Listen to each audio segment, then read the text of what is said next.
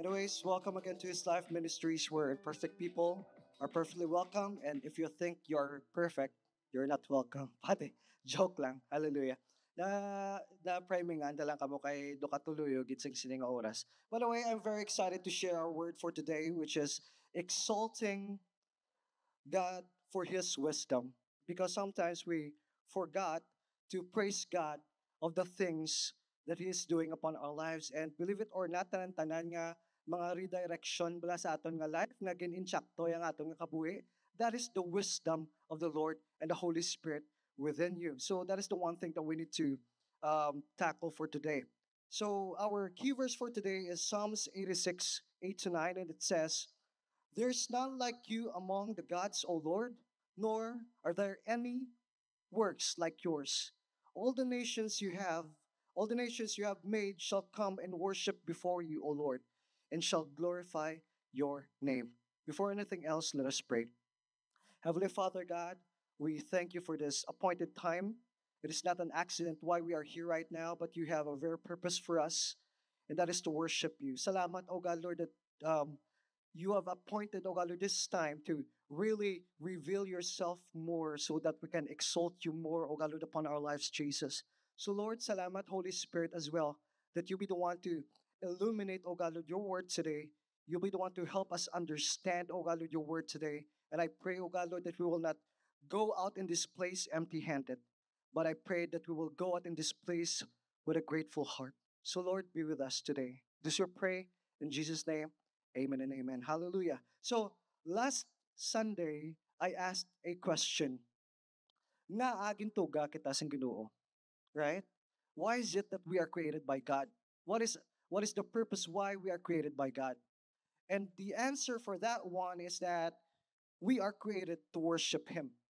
Our primary purpose why we are created is to worship Him. Halimbawa gani last Sunday, if God were going to strip off everything, every positions that we have in this world, we will remain a worshiper. Whether you are a business owner or CEO or manager or I don't know supervisor, kung strip off ni Lord ang ato nga position sa sining nga kalibutan, we will remain a worshiper because that is the very reason why the Lord has created us. And today I have also set of questions that we need to really ask ourselves. And that question is, why do you think God wants us to worship Him? Nga ayan, gusto ni God nga worship ta sa. Right? Have you ever nag-cross na bala sa imong mind nga kilalanon ko tuod mag-worship kay God, no? Do wala ko na mayo naka-understand nga kilalanon ko mag-worship kay God. Right now, we will understand nga kilalanon ta i-worship si God. You know what? Bitaw kis kumagamba si God nga worship me. Do ka kung pamatian, do ka egotistical kay God, nga do ka selfish sa iya. But you know what? God requires us to worship Him. It's because number one, if you're not going to worship God, it doesn't change the fact that He is still God. Bisan hindi mo saya pag-worship po niya, Ginoo na siya gyapon. But here's the thing. God wants us to worship Him. It's because He wants us to live our purpose. You know what? If you don't worship God, you diminish yourself. Why? Because amotugani, we are created to worship Him. And if we're not going to worship God, we're not living our purpose.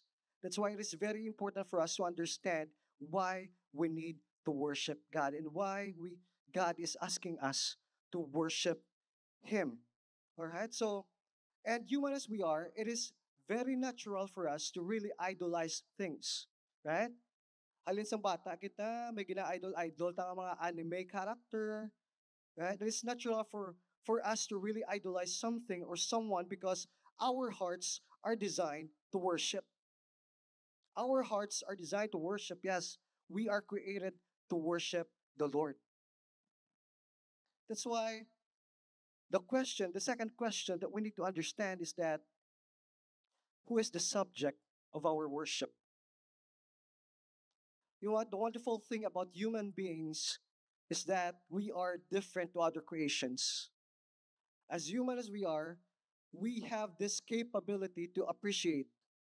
to adore or to look at that beauty, right?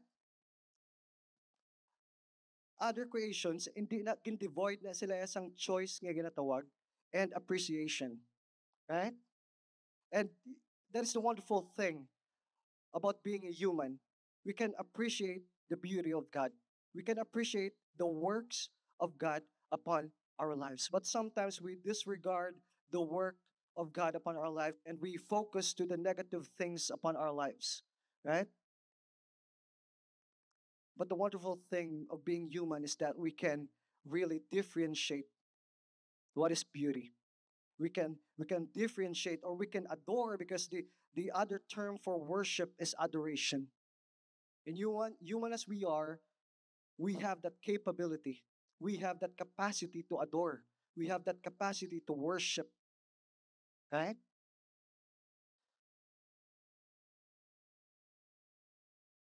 Now think of this. Nasalunod na sa ulo ko. Why is it that we are different with animals? Why is it? Because animals, they are irrational and they are devoid with their choice. They cannot differentiate what is what is beautiful, right? What is special. Say for example, kuring, right? Mahilig ko sa kuring, sorry, kami kuring kami. And then gaka panilagan ko na yung mga characteristics kung kisabala sa mga sapat or sang kuring especially. Kung gaan mo na yung kuring sang duwa ka klase ka bukog, ang isa special, ang isa normal lang, magsiling ka special, basig na steam gito guro nga bukog or may mga gourmet na guro da, may mga side dish guro nga broccoli or I don't know, right? Kung gaan mo ang kuring duwa ka klase bukog, hindi niya maka-differentiate ang kuring kundi hindi ang special kag hindi special. It's because cats are animals and they are irrational beings, creation. Hindi niya magambala kuring nga aari lang ko di sa may gourmet kay meow meow meow meow makahambal siya nga anami niya kay special ni saya but we can understand that we are different. We are human beings and we are rational beings and we have a choice. And that choice that you have is a form of love sa Ginoo. The freedom that you have to make a choice is a form of love. In fact, one of the highest forms of love na ginahatag sa aton sa Ginoo. Right? That's why we need to appreciate God on what are the things that He is doing upon our lives because we have this choice to really appreciate His works upon our lives. That's why naghambal to si David. David is crying, "There's no one like you among the gods, O Lord, nor are there any works like yours." Wala ka Lord sang kaparehas, Lord. Kag wala Lord kaparehas ang imong nga hinimuan, Lord, sa amon nga kabuhi.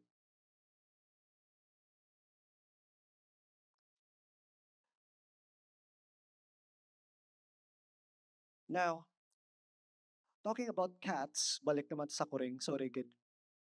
Because we really need to understand our capability as human beings. And sometimes we are misplacing our worship to the things that doesn't matter.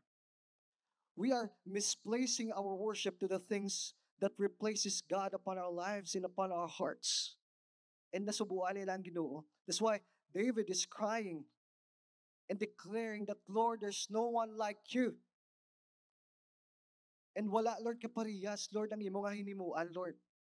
Wala, Lord, kaparehas ang imo nga wisdom on how you handle our lives, on how you have written, O God, Lord, our destiny. Amo na ginapli, kag ginakry ni David. Now, why do I ask these questions? I ask these questions because humans as we are, we have a choice whom we worship. You have a choice kung ano ang aton nga i-worship pun sa aton kakabuhi. Pwede tagid ko kisa ma-worship ang aton nga work. Pwede tagid ko kisa ma-worship ang aton nga career, ang aton nga business, ang aton nga position.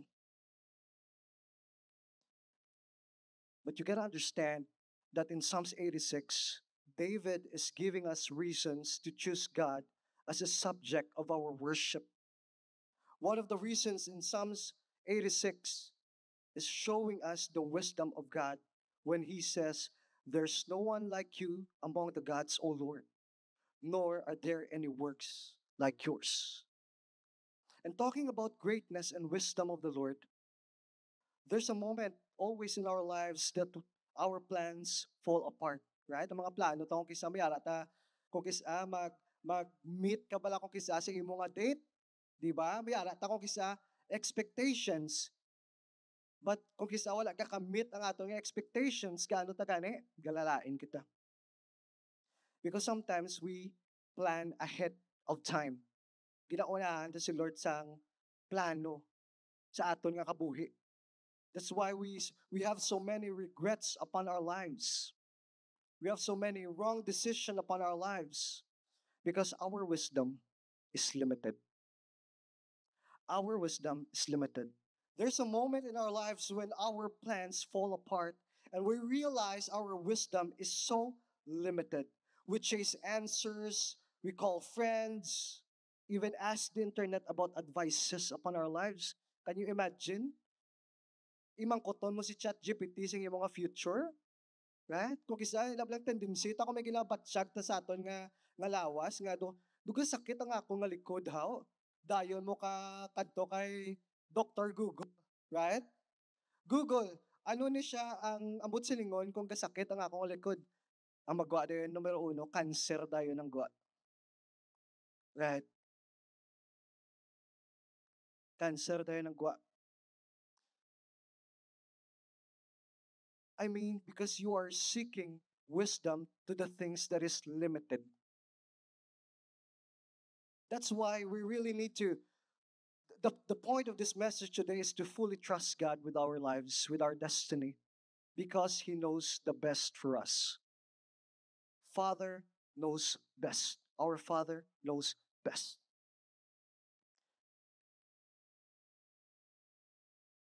We chase answers, call our friends, ask Dr. Google, but at the end of the day, there's still that quiet whisper inside of us saying, only God truly knows what He is doing. Right? At the end of the day, kabalo ka nga Google kada cancer kit. Pero at the end of the day, ma'am, baka magyapon, ah, I cancel it in Jesus' name. Right?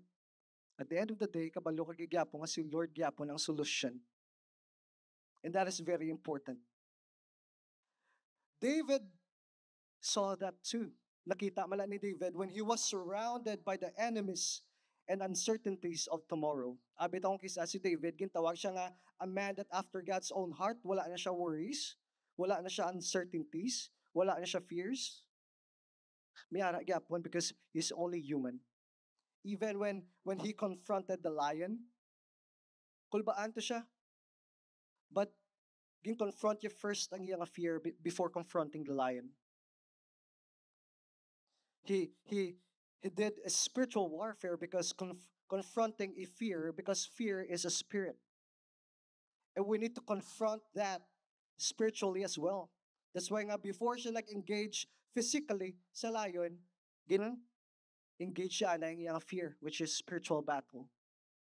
Same thing with us. I pray that if we have battles in our lives, we will battle first spiritually before making a decision. Right? We have so many regrets upon our lives because first, we are making decisions out of emotions. We're not consulting first to the Holy Spirit. You know what? The Holy Spirit is here within us in order to give us a counsel, to guide us every day in our steps. That's why in Galatians, you need to walk in step with the Holy Spirit. In step, and they observe. But in step, it means that madungan kagidya lakat sa Holy Spirit. Because we need to confront our fear. Just like David, he has fears, he has worries, uncertainties of tomorrow. But you know what? David still declared, there are no works like yours. There are no works like yours, O Lord. Hambalya. He had seen enough of man's wisdom to know it was very limited. And at the same time, realize that God's wisdom never fails. God's wisdom never fails. When David declared, "There's no one like you among the gods, O Lord, nor are there any works like yours," David saw that God's works flow from his perfect wisdom. Nakita ni David nga wala talaga palagpat si Lord before. Pagambal ni David nga, "David, you will be a king through Samuel." Ginkadlawan pagani siya ni Samuel. Nagkadlaw pa si Samuel kay, "Lord, sure ka nga amo ni ang king Lord sang Israel, Lord? 5'6" nga boy, shepherd. Siguro mapati pa ko, Lord, sa pinakamagulangan nila, which is si Eliab, a commander, a military of King Saul. Because siya na si Eliab, pagkadto ni Samuel in the house of Jesse, and then asked Jesse to send his sons. The first one nga present ni Jesse is the best one, of course, ang pinamagulang, which is Eliab, a military. Dako lawas, taas. Don't ma-compare mo siya kay King Saul. But you gotta understand that the Lord is not looking in our physical abilities. He's looking upon our hearts.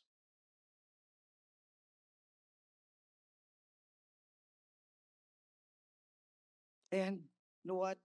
Because David followed the plan of the Lord in his life, because everything that the Lord is instructing him is through the wisdom of the Lord, successful tanan. Even the battles that he has before. You know what?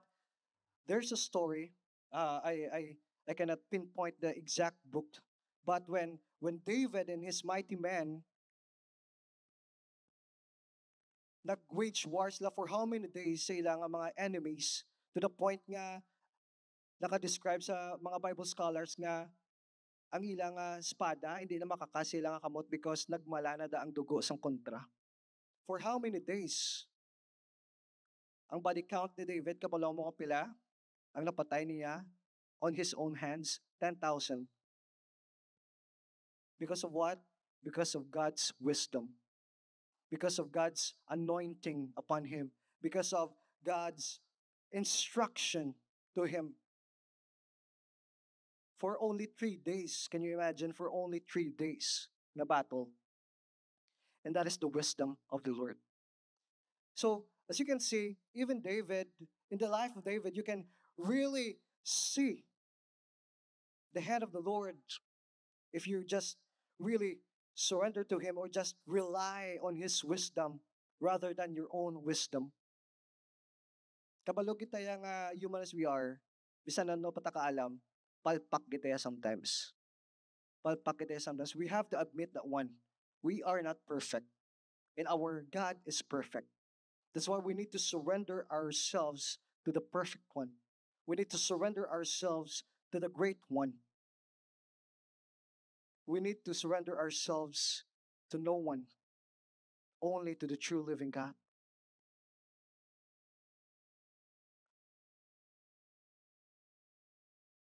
God's work flows from His perfect wisdom. Everything He does, from creation to salvation and guidance upon our lives, it is marked by brilliance beyond human comprehension.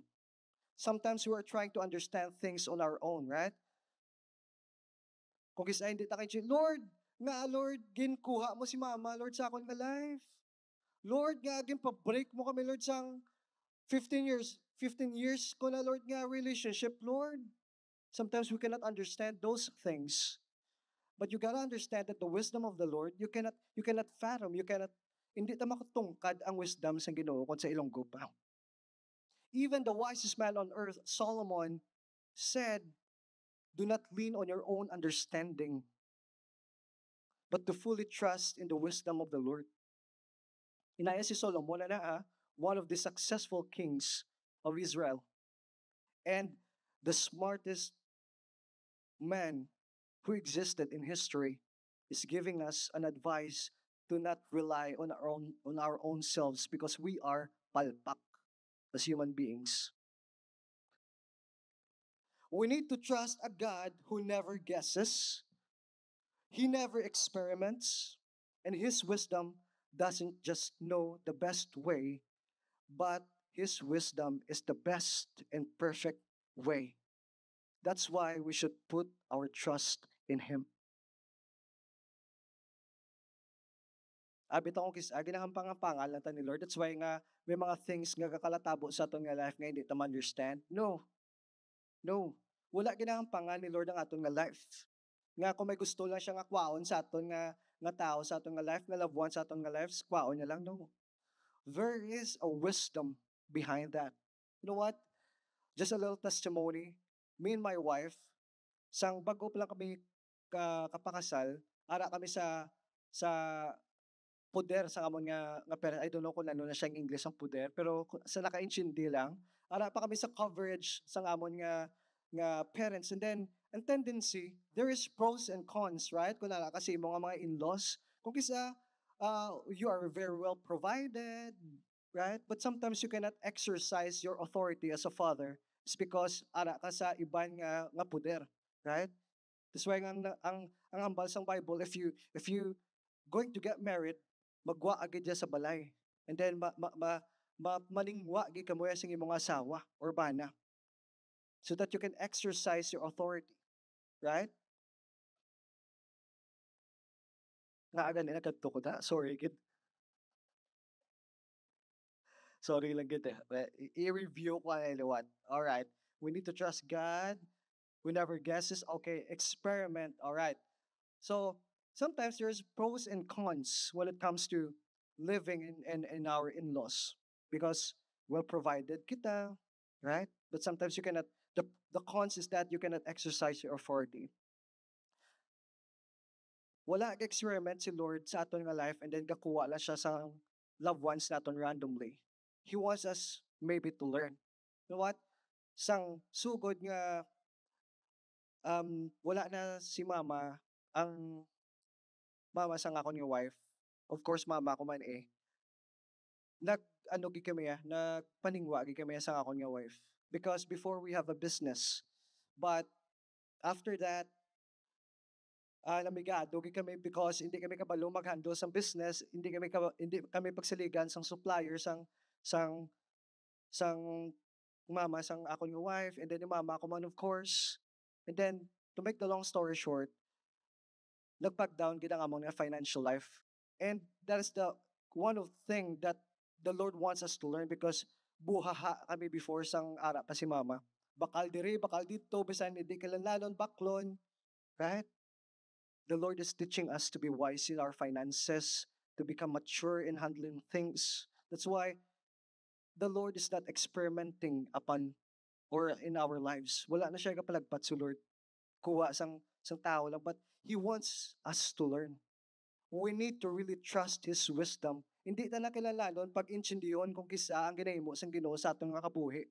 Why? Because if you're going to understand kung ano ginahimo ni Lord sa imong life, mabuang ka lang kung kisa. Kagay na ka muna. Lord nga, mo ni Lord man, hindi ko ka intindi, Lord. After 10 years mo pagali, maintindihan. Just a little testimony ni what because lipot na lang ng mga points ko. I applied to become a full-time pastor when I was siguro 2014. And wala ko gin baton. Gaba ko, Lord, sige Lord, hindi ko kaintindi. Dugin give up ko naman ang ako nga career, naka lisensya ako sa parents ko, and then may blessing man sa parents ko, Lord, why is it nga wala ko Lord na dayon, Lord, sa pagiging full-time ko, Lord, daw? Basi hilaw pa ko to mo nga time. Right? Basi usikan ko lang ang holy calling, nga ginatawag. Basi 3 months pa lang guro, nag-give up na ko. Right? Until 2024, lubukaran luwat ni Pastor Jobert ang akon nga application. Sige, oy, noy, nag-apply ka gali? Nalipat ko nga nag-apply ka, noy. Can you imagine? God's perfect timing. God's wisdom. Siguro kung naging pastor ko, guro, maybe 23 pa lang ko to, or 22. Wala pa na gani na buo ang ako nga frontal lobe gani. Ambot kung tsakto tong ako nga desisyon sa ako nga kabuhi. Right? But God's perfect timing and God's wisdom. And same thing, I pray that we will learn from that as well. Sometimes do not be frustrated if the Lord is saying no to the things that you're praying. He's just preparing you to steward that one. Because if this best thing that you're asking to the Lord, ginatagan na si mo nga hilaw ka pa, you'll just waste it. Uyangan mo lang na. Amen? So let's go sa ating na points. Point number 1 I want to share to you today is that God's works reveal His wisdom. Ang binuhatan sa Ginoo, ka-reveal ginaya sa iyang wisdom. Now think of every creation. The galaxies, which kung tao mo ginhawa, wala na ni Lord ang galaxy. When He created galaxy, it is God-breathed. Nag-ughad lang si Lord, oh, may galaxy na dayon. Right? We see systems and cycles of God's creation that we can fully understand. We can't fully understand, yet they move perfectly under His design. Hindi taong kisa, paano ni Lord na-create ang black hole, Lord man? Paano ni Lord work ang Milky Way, Lord man? Hindi ko kaintindi, Lord. Hindi mo gani kilala ng pag-intindihon, kaya hindi mo matunggad ang wisdom ni God. Lord, paano na Lord nga ang kasag, Lord nga maglakat, gatakilid, Lord daw, hindi patadlong, Lord daw. Right? Kung isa mabuang ka lang sa paminsan nga muna sila. But we cannot fathom ganit the wisdom of the Lord. All you have to do is just fully trust Him. Right? Wala ko ka comedy, joke ka, pero amo na siya kung kisa mga intrusive thoughts nga kasulot sa ulo ko. So, thank you, crap.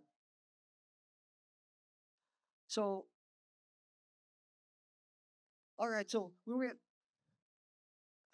think of a creation from galaxies, which is God breathed, to the cells of our body. You can really say God thought of this. Gimpaminsaran yung gidyas yung Ginoo. Right? The way our bodies recover, the way our body heals. Right?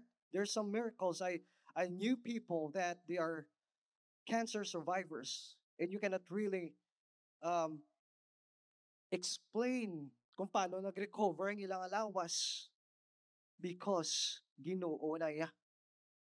And you cannot explain the wonders of the Lord if He's going to perform miracles upon your body and upon your life. And all you have to do is just once again fully trust Him and depend on Him. Even the greatest technology right now that is invented, kung natawag mo AI, one of the achievement of human invention, even the greatest invention of man, it has flaws and limitations. Right? Bisa magamit ka pa kung kisa chat GPT, palagpat kung kisa mo yung istorya kung kisang chat GPT ay. Right? He is mixing up things and making up things. But you know what? The wisdom of the Lord is different. It is perfectly designed and it will flow smoothly if you just follow Him. God's works reveal His wisdom. The second point I want to share to you today is God's wisdom is seen in His saving work. Saving work. How He redeemed us through Jesus. When you think about the cross, to the world, it looked like a failure. Right? Kung natawag mo failure, ang cross, the Son of God died. To the eyes of the world, it is failure. But in God's wisdom, it was a total victory. The cross was a total victory. Jesus dying on the cross was a total victory. While men mocked Jesus while He was on the cross, hanging on the cross, heaven was rewriting history. And that is through God's wisdom. That is His wisdom. God's wisdom is seen. It is saving work. Our salvation wasn't a man's idea. Hindi na idea ni David. Hindi na idea ni Solomon. Our idea wasn't man's idea. It was God's wise plan from the beginning. He didn't just fix our sin problem, but He sent Jesus to redeem us. God's wisdom is seen in His saving work.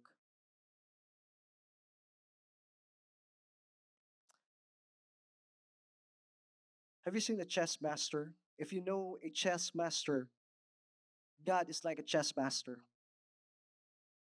While others see chaos on the board, God already sees the winning move when He sent Jesus. When He sent Jesus. At the Calvary, God made the move no one saw coming. It was a checkmate for the ultimate plan of Satan to bring eternal damnation in your life. Because God's wisdom is seen in His saving work. Abi tong palagpat lang tong pagkadto din ni Jesus. No, since Genesis was talking about Jesus until Revelation was talking about Jesus. The Bible is all about Jesus. That's why God's wisdom is seen in His saving work.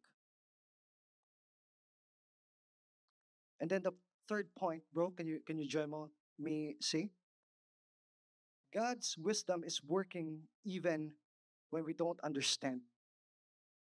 Tumunta ka na ba okay na kung pamisaron mo lang gid nga ang kasag nga agad takilid siya maglakat, mabuang kagid. Tagbuang kagid kung pamisaron mo ang kasag maglakat gapatubang. Sometimes we pray and God is silent. We plan things and there are delays upon our lives. But God's works are not random. They are refined by His wisdom. Everything, the delays in your life na wala pa na promote, it is God's wisdom, actually. If gimbasted ka sa gipanguliagan mo sa una, it is God's wisdom. Maybe He's not the right one for you or she's not the right one for you. Napilit mo lang yung mga stuff. Can you imagine? When you talk about love, it is give and take. Hindi pwede nga give lang a give. Right? Pamanhat ka na. Just give and take. That's why ngayon salpa na to sa Ginoo. Salamat ang ibasted. Right? Sometimes we pray and God is silent.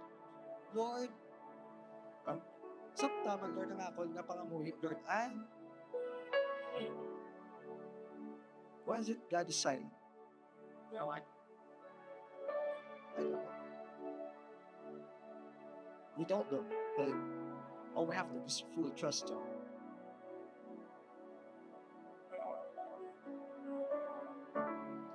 But God's words are not random. They are refined by His wisdom. Every mistake in your life, that is part of a plan. Every struggles in your life, that is part of a plan. If you don't have struggles in your life, you will not grow. If you don't have difficulties in your life, you will not grow. You will not become mature. If comfortable ka lang, pero messy mo life, you will not live. You will understand that the moment you settle in your comfort zone, that's the time you stop growing. You stop growing, stop maturing. You have to really face the challenges of life. And you don't have to be afraid facing these challenges in your life because there's God and His wisdom upon you. All we have to do is to rely on the Holy Spirit. God's wisdom. Every no, every wait, and every yes is God's protection so that we will never waste the blessing that He will give us. Kung nagambal si Lord, no, that's the best for you because Father knows best. Our Father knows best. If nagambal si Lord, hulat. Kaya takinasimu si chapter 1. 12 years old ka pala, pambaga nga Lord, dahil ako Lord sa nga mga pangasawahon, Lord. Of course, hindi pag-atag ni Lord eh. Right? Hindi ka pagaling ka ba nung sakay jeep ka niya? Pangani ka pala kung ano nga ruta, sakyan mo pa to sa imong eskwelahan, paguluong ka pa. Ngayon, makakayo ka na sa makakasawa. Right? Practical things, but it is wisdom for me. When you say, when God says yes, yes to it, because that is the best for you. And that is the perfect time. That's why we need to trust God's wisdom upon our lives. Hindi na magdali-dali. Yung kisa ko madali-dali ka, kakaano ka gali, ikaw mo. Yeah? You have to be patient. You have to wait for the yes of God. You have to rely on His wisdom. Amen. So what are we going to do? And what are the things that takeaways from Psalms 86, from the cry of David? The first one is David's cry becomes our challenge to put your full trust on God alone. Put your full trust on God alone. Not on your own understanding, not on your own position. That when bawian ng the Lord, when you strip off the Lord to humble you, isa ko nga kung isa kinapitang tato na identity of what we have, our position that we have, ay, nagigila ko yung sa humble. Manager mo lang, supervisor mo lang, right? Kung paano si mo you are a worshiper. You are a worshiper. That is your perfectly and true purpose in life, to be a worshiper. Second one is don't trade God's wisdom for human shortcuts. Hindi tawag sa kaulat. Right? Trust the process. Trust the process. Don't let your fears make you forget who is the creator of the world you're standing. Hindi pagkalimutin na naghimo sa hindi nga kalimutan sa kinuha. So there's no reason not to trust Him fully. Pag kinapangayo, tayo yung internet sa kalimutan. Pero mahatag sa atin, ay naghimo sa kalimutan. Pero kung kisa, dalhin pa ta sa shortcut sa kalimutan. We need to fully trust Him. Lastly, if there are no works like His, then there's no safer place for your trust than in God's hands. That you're worried about your future, fear of its uncertainty, nagpili na kay Lord. You know what? The Lord wants you to be happy and to be satisfied and to be not worried and to enjoy life with Him, right? Not with alcohol or wrong relationships, but with Him. In order to achieve that one, true happiness in Christ, we need to fully trust Him. We need to lean on Him.